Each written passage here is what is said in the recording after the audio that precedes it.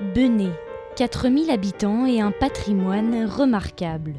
À commencer par son église, au cœur du village. C'est l'église Sainte-Eulalie de Benay. Quand elle a été détruite après les guerres franco-anglaises et qu'on a envisagé de reconstruire l'église gothique derrière, elle a été conservée et renforcée par d'énormes contreforts. Et elle a été surtout conservée parce qu'elle était déjà à l'époque remarquable, notamment pour son archivolte. Alors l'archivolte, ce sont ces deux bandeaux que vous pouvez voir entre ces contreforts et qui représentent des scènes de l'Ancien et du Nouveau Testament.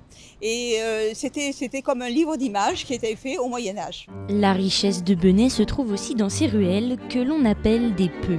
Un peu, c'est un petit sentier qui permet de déambuler sur les deux versants de la commune.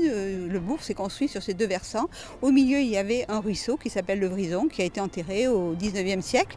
Et à travers tous ces petits cheminements, on pourra découvrir l'histoire du bourg de Benay. Et le long de ces sentiers, une marque de fabrique, les murs en pierre sèche. Un savoir-faire ancestral reconnu au patrimoine immatériel de l'UNESCO. À Benay, il y avait une pierre calcaire très courue pour la construction. Donc cette pierre, elle était à disposition des habitants. Et quand ils avaient des clôtures à faire, ils n'allaient pas à Castorama ou Leroy Merlin.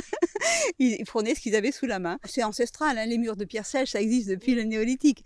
Mais c'est vrai qu'ici, puisqu'on avait beaucoup de pierres, il y a eu beaucoup de murs de construire. Au fil de ces murs calcaires, direction le château, du moins ce qu'il en reste. Derrière moi, il y a les ruines du château de Benay, qui était un gros château, un château de garnison, un château fort, de 7 tours, qui faisait presque 50 mètres de haut, avec un donjon, etc. Malheureusement, ce château a été vendu au moment de la Révolution, et il a été démembré à ce moment-là par le propriétaire, les pierres ont servi de pierre de reconstruction d'une partie du bourg de Benay. Benay s'est construit sur son patrimoine, et quoi de mieux pour en apprendre plus que des journées dédiées.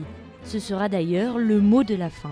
Des traces du néolithique à nos jours, venez découvrir l'histoire de Benay lors des journées du patrimoine dimanche prochain.